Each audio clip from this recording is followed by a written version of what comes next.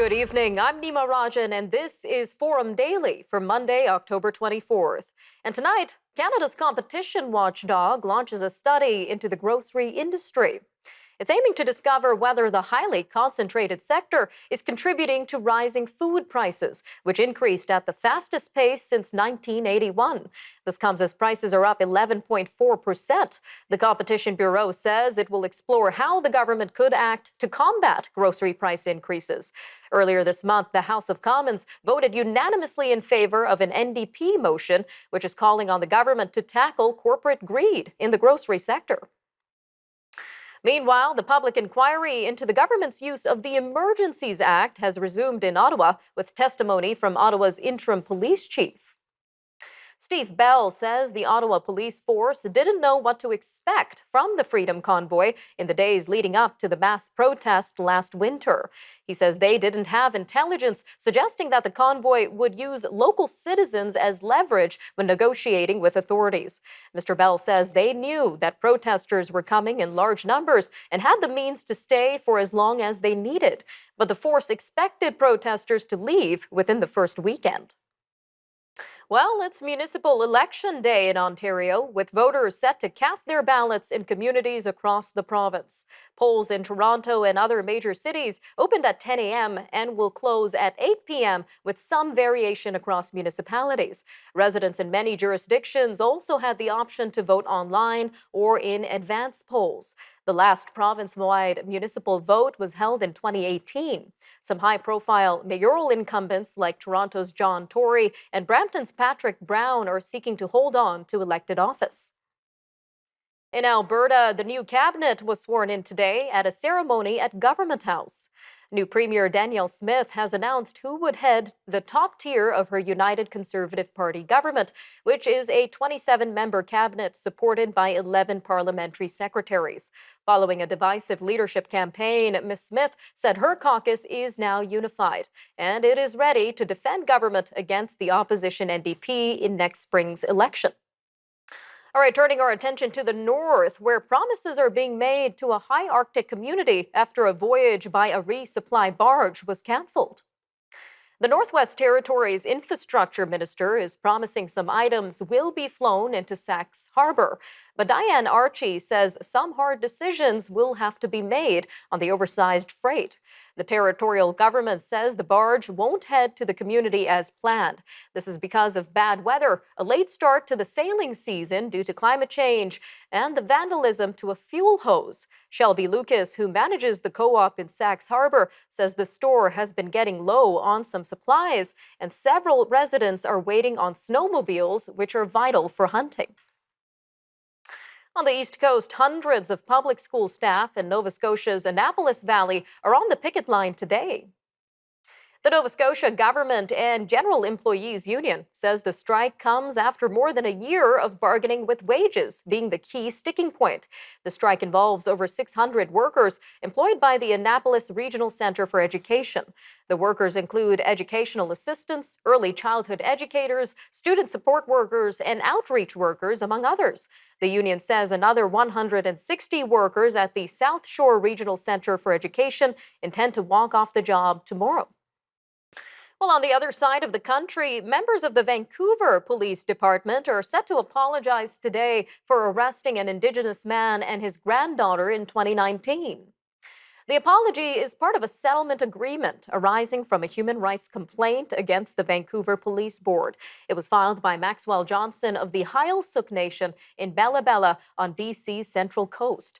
A Bank of Montreal employee called police under the mistaken assumption that Mr. Johnson and his then 12-year-old granddaughter's Indian status cards were fake. The Canadian Medical Association Journal says it is dedicated to improving the health of Black communities. Dr. Omishore Dryden is co-lead of the Black Health Education Collaborative, and she says she hopes that working with the journal can help people understand the scope of anti-Black racism in healthcare. She says the reality of anti-Black racism won't be eliminated through additional funding or staffing positions, but rather through change of structure and practice in healthcare. The journal is releasing the first of 2 special editions that spotlights Black authors, examines system-wide failures, and urges change. Forum Daily will be back after the break, and when we return, we're going to be taking a deeper look at the Competition Bureau's investigation of the grocery sector amid soaring food prices. So don't go anywhere. Forum Daily will be right back after a short break. Stay with us.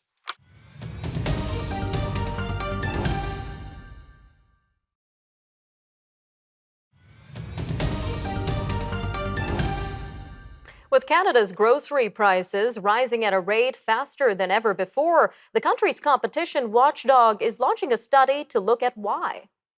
The Competition Bureau says they're looking at whether the highly concentrated grocery sector is contributing to the rising prices. The Competition Bureau will provide a set of recommendations for the government in its final report in June. Well, joining us now to give us deeper insight into the grocery industry and its connection to these rising prices is Dr. Stuart Smyth, Agri-food innovation expert and associate professor at the University of Saskatchewan. Dr. Smyth, welcome back to Forum Daily. Good to see you again. Good to see you again as well, sir. Now, what are your thoughts on this investigation into the grocery industry? Do you think it's warranted? Yeah, I think there's enough, frustration between all of us as consumers, and certainly that's spilling over into to politicians now. And I think we need a bit more transparency just to better understand the whether the claims coming out of the retail sector are valid, or are they just simply trying to protect themselves. So I think the information that'll come out of this report will be beneficial to all of us.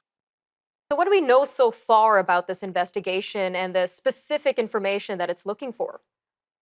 So what it wants to try to address is looking at the contracts that the grocery retailers have in place with their suppliers. So essentially what they want to try and understand is how much is a retail chain paying to buy a case of any product that appears on its store shelves, and then how much is that retailer marking that case of a product up for you and I then to put in our grocery carts. And that's going to be the key thing, is looking at these pricing contracts between the retailers and the wholesalers or the food processors. Some very important information indeed. Now, something that this investigation highlights is a lack of competition in the Canadian grocery industry. So, just how prominent of an issue is this, Dr. Smyth? Yeah, quite a bit. I mean, there's a lot of concern about sort of competition in the whole ag sector, and a number of people are complaining that there's really a small number of multinationals that are developing seed, but when you look at the retail space, it's an even smaller number. So there's an awful lot of control about the provision of our groceries being controlled by a very small number of companies. And when you look back at the bread price fixing case from 4 years ago, the research shows that went on for over a decade before it was discovered and really substantiated. So the retail industry certainly doesn't appear in very good light, given that bread price fixing went on for such a long period of time. And considering their power and control over the industry, how are grocery stores faring amid these rising food prices? Are they at all feeling the blow of inflation?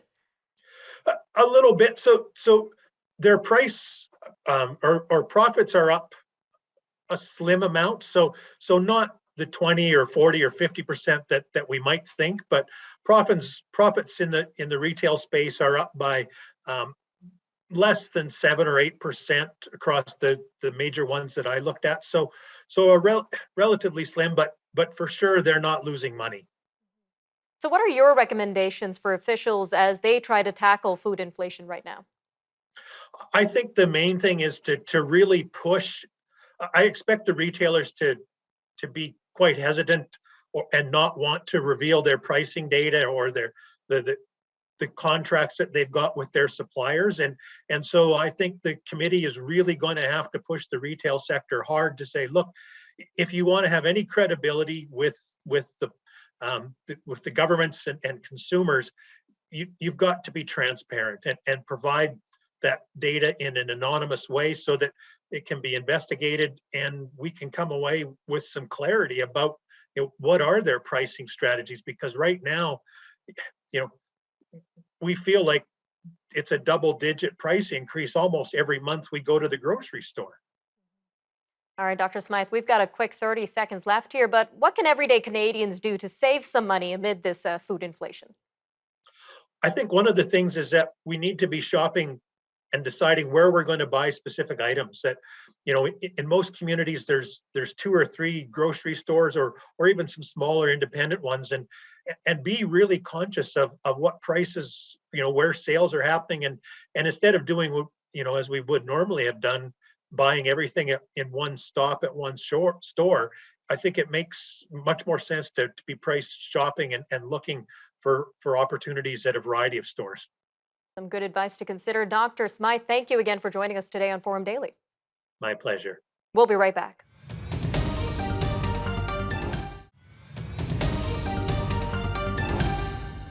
Turkey's state-run news agency is reporting that Finnish officials will arrive in Ankara on Tuesday to discuss their country's bid to join NATO. The Anadolu agency report added that talks will focus on the extradition of individuals whom Turkey regards as terrorists. NATO member Turkey has threatened to block the membership process for both Finland and Sweden unless they meet its demands. Meanwhile, the new U.S. Arctic policy calls for enhancing its military presence in the far north following Russia's invasion of Ukraine. Canada's defense chief also says that the country needs to boost its military presence in the north, even though he adds that no conflict is imminent. Well, joining us now to discuss NATO in 2022 is Dr. Alexander Moens, NATO expert and professor at Simon Fraser University. Dr. Moens, welcome to Forum Daily. Now, let's start with a brief background of the situation for our viewers. Why is Turkey resistant to Finland and Sweden joining NATO in the first place? Turkey likes to get a good deal for itself on anything.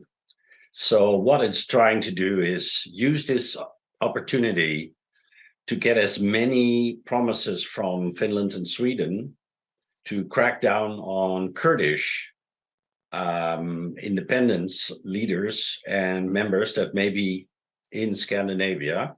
It's a difficult game because some of these Kurdish people are legitimate political prisoners and refugees, and some of them are criminal. So I'm hoping that Finland and Sweden will be able to be careful, but eventually Turkey is not going to block their membership.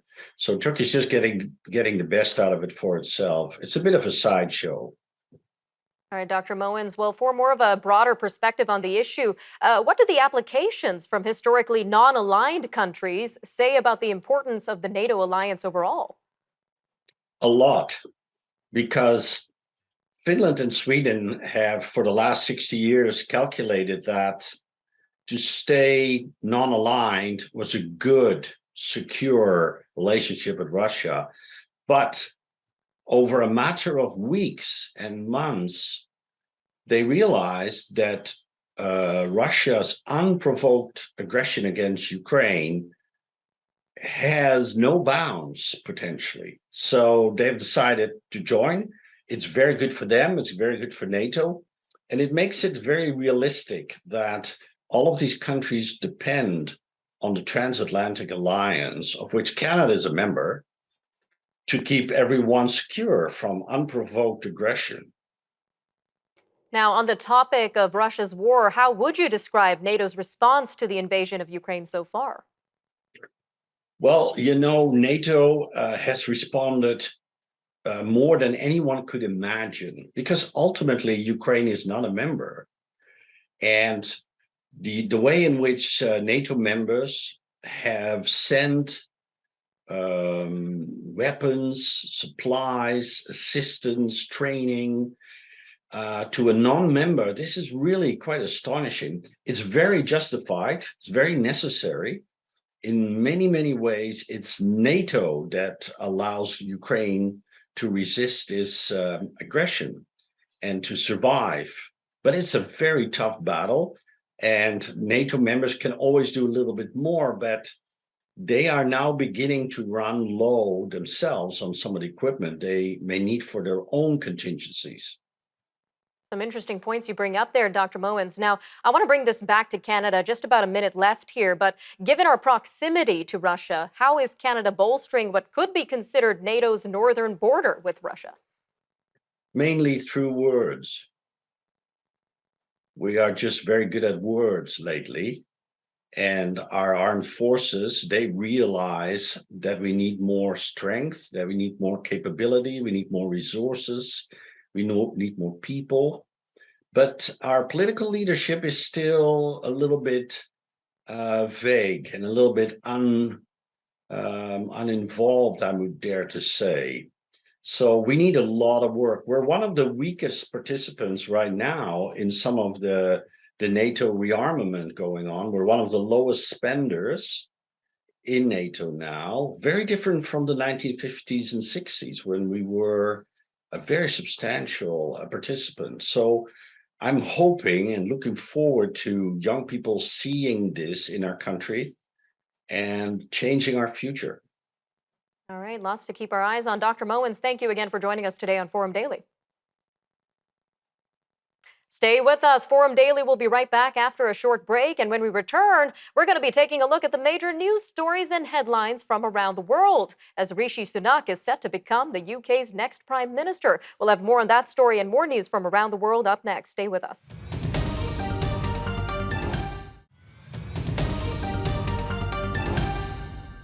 Markets in Europe gained ground and UK government bonds rallied. This came as former Treasury Chief Rishi Sunak won the Conservative Party leadership race. He is set to become the country's third prime minister this year. Mr. Sunak is replacing Liz Truss, who quit last week. This was after her promised package of aggressive tax cuts financed by government borrowing caused turmoil in the financial markets. He says the country faces a profound economic challenge and is promising to work for stability and unity. Meanwhile, China's economic growth accelerated in the latest quarter, but it is still among the slowest in decades. This comes as the country wrestled with repeated closures of cities to fight virus outbreaks. Official data released on Monday showed the world's second largest economy grew by 3.9% over a year earlier in the 3 months ending in September. This is up from the previous quarter's 0.4%. Tensions between North and South Korea have been rising for months, but new developments are raising concerns even further. The two rival countries exchanged warning shots along the disputed Western Sea boundary. Although no fighting was reported, South Korea says its Navy broadcast warnings and fired warning shots. This was to repel a North Korean merchant ship that violated the sea boundary. North Korea's military says its coastal defense units fired artillery warning shots toward its territorial waters. This is where a South Korean naval ship had intruded. Turning to the latest developments in the ongoing war in Ukraine, the Kremlin is alleging that Ukraine is preparing to detonate a dirty bomb in order to blame it on Russia. Western countries have dismissed that claim as transparently false. Dirty bombs have long been feared as a potential weapon of terrorists. This is because their main objective is to sow panic, confusion, and anxiety by spewing radioactive dust and smoke into the atmosphere. All right, moving to Kenya, where police say a senior Pakistani journalist has been shot and killed by officers along a key highway. This is in what they said was a case of mistaken identity. They said on Monday that journalist Arshad Sharif was shot in the head and killed by police. This was after the car he was in sped up at a roadblock. Police were allegedly looking for a similar car that was involved in a case of child abduction. Mr. Sharif had been hiding abroad after leaving Pakistan. This was to avoid arrest on charges of criticizing his country's powerful military. Meanwhile, the ruling military in Sudan has sacked a commander in the southern Blue Nile province. This comes after 2 days of fierce tribal clashes there last week that killed at least 220 people. Fighting in Blue Nile pits the Hausa tribe against the Berta people. The violence comes ahead of the first anniversary of Sudan's military coup. Recent military moves by Myanmar have ethnic Kachin rebels saying airstrikes have killed more than 60 people. These include singers and musicians attending an anniversary celebration of the minority group's main political organization.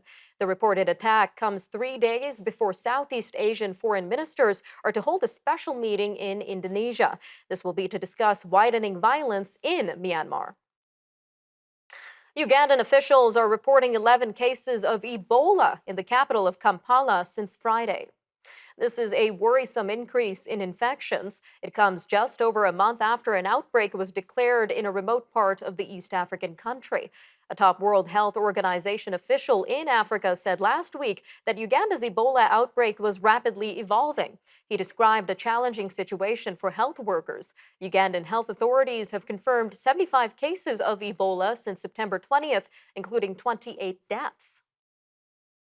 This year's United Nations Climate Summit is brought to you by Coke. The soft drink giant's sponsorship of the flagship UN climate conference known as COP27 is sparking an online backlash and is highlighting broader concerns about corporate lobbying and influence. Still, the Egyptian organizers cited Coca-Cola's efforts to reduce greenhouse gas emissions and a key focus on climate when the sponsorship deal was announced in September.